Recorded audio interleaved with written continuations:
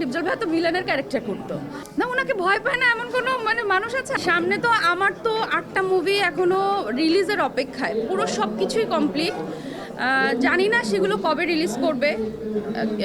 এই মাসে, সামনের মাসে একটা সিনেমা রিলিজের কথা শুনেছি আমি, আমার আর জয়ের একটা সিনেমা। তো দর্শকের মতো আমিও অনেক আগ্রহ নিয়ে বসে আছি আমার সিনেমাগুলো হলে দেখার জন্য।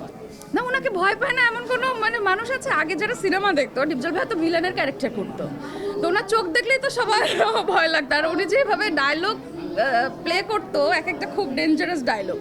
তো ওনাকে আমি ছোটবেলা থেকে ভয় পেতাম যে এত ডেঞ্জারাস একটা ভিলেন, আর দেখতে শুনতেও মাশাল্লাহ ভিলেনের মতোই আসলে।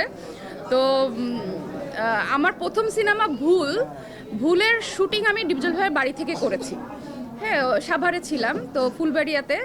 প্রথম শুটিংয়ের সময় উনি আমাকে ডাক দিয়েছিলেন যে আমার বাসায় কোন টিম এসেছে, ভুলের টিম এসেছে, আচ্ছা ওদের টিমের সবাইকে ডাক দেওয়ার জন্য। তো যখন আমি প্রথমে সামনাসামনি ডিপজল ভাইকে দেখলাম, তখন আমি প্রথমে যেতে চাইনি ওনার সামনে, যে ওই সিনেমার ভিলেন, না জানি সামনে কি করবে, ওরকমই কিনা মানুষটা, খুব ভয় পেতাম।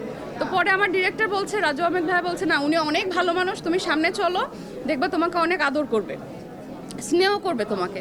তা আমি আমার সাথে নিয়ে গেল উনি। আচ্ছা আপনি কিন্তু দেখবেন, আপনি কিন্তু সামনে থেকে যাবেন না, বলে যে আচ্ছা। আমি আবার আমার মায়ের আঁচল সবসময় ধরে রাখতাম, আম্মুর আঁচল ধরেছিলাম যে আম্মু তুমি সামনে থেকো।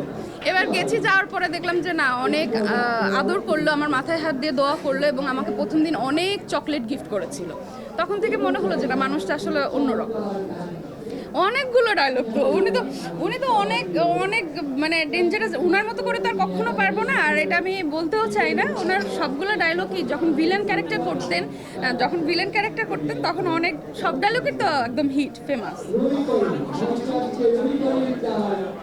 আমার ওই ভিলেন ক্যারেক্টারটা পছন্দ ছিল না। উনি যখন ভালো ক্যারেক্টার করা শুরু করেছেন, হিরো, তারপর বড় ভাইয়ের ক্যারেক্টার, যখন এইগুলো করা শুরু করেছেন, তখন থেকে ওনাকে আমার ভালো লাগতো। দেশে দেশে সবার সাথে দ্য নিউজ।